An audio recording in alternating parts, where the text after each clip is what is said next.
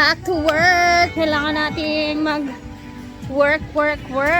Dito tayo ngayon kasi magbabantay tayo sa Matrix. Matrix talaga. So, naulan na naman. Kakarating lang. And then, eto, kailangan nating maglinis-linis kasi maraming kalat. And later, mayroon akong i-share sa inyo na pancake roll naman na very simple na pwede natin siyang pasnack sa ating mga bagets sa school, baon, merienda at iba pa, no? So, para maglinis muna tayo kasi ayun, ang daming dumi. Kami lang natira dito, ang daming lilinisan. Kaya let's go!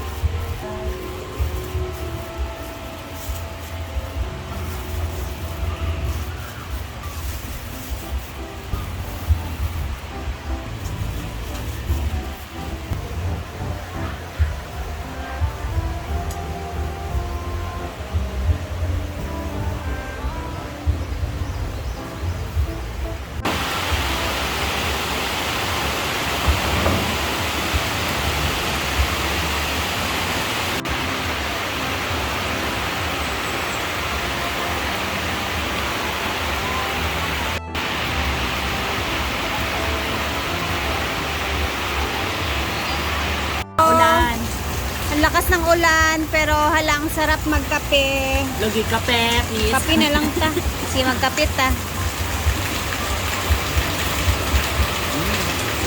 Kape? Ilawi dong. Mas masarap sa pag mainit pa talaga. Pero may yung hapon.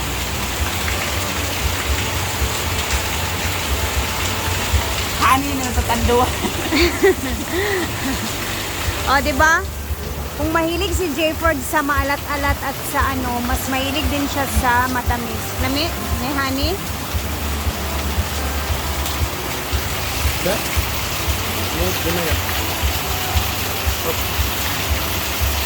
Honey po yan ha, hindi yan tanduay. Tanduay select. Diba? Ano siya? Tamis kayo siya? Nga wala honey? Taktora? Pero kano sa ano? Melo na tek. Ano? Napalita na? Nga kanina niyang palaman. Palaman. And ito naman yung powder na nakikita ninyo dyan. Sarap! Lalo na pag may kape. Kape ang kulang. Luoy kay Takitara.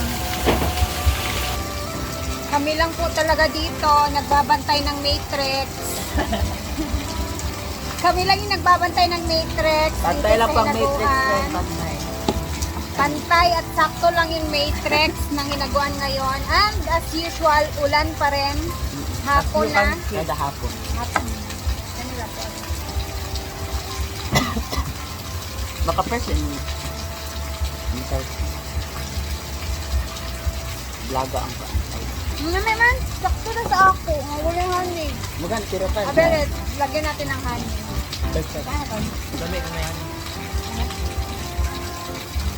Lagyan ko sana to ng honey.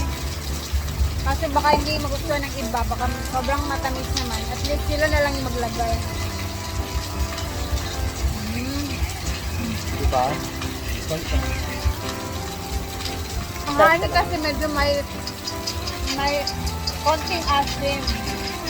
Dapat na pa. Tapos matamis. Thank you so much, Tirada Badi. Asa si Teralda Badiday? Busy siya pagtanong mo kuan. Busy pagtanim sa mais. Busy siya sa pagtatanim ng mais. May kayo. Alam, mabeto ni Diday ang tour. Ta guys!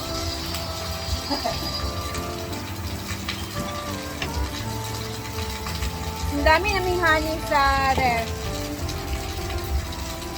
Galing to sa kay ano, Tirada Badi. Normal tayo guys, ang sarap. Itry nyo to, napakadali lang lutuin. Alam niyo na paano ko niluto, di ba? Panoorin niyo na maabuti yung ating ano. Ano ni?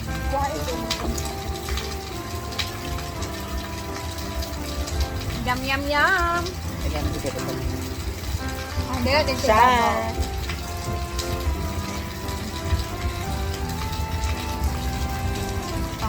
Pang ano naman yung kay Jayford.